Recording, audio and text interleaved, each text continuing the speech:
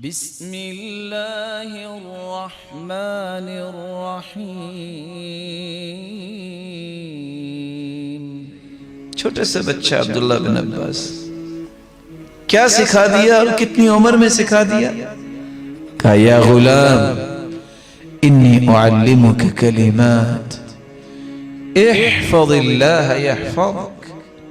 بچے میں کچھ کلمات میں سکھانے جا رہا ہوں، تم ان کلمات کی حفاظت کرنا، تیرا رب تیری حفاظت کریں گے۔ کلمات کتنے ہیں؟ اذا سألت فاسأل اللہ۔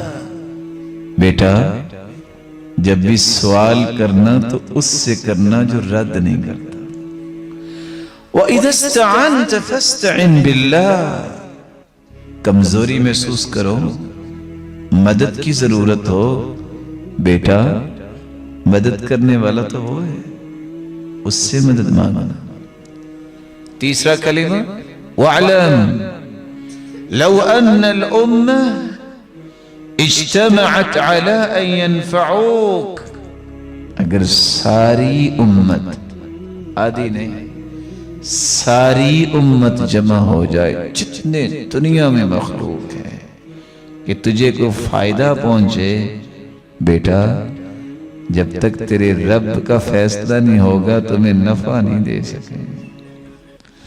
وَلَوْ أَنَّهُمْ اجتمعوا على ان يضروك بشيء لم يضروك الا بشيء قد كتبه الله عليك۔ بیٹا یقین کر لیں، کبھی زندگی میں ڈولنا نہیں ہے تمہیں، ساری کائنات تیرے مخالف ہو جائے، تجھے نقصان پہنچانا چاہے، بیٹا جب تک تیرے رب کا فیصلہ نہیں ہوگا تمہیں کبھی نقصان نہیں پہنچا سکے۔ رفعت الاقلام وجفت الصحف۔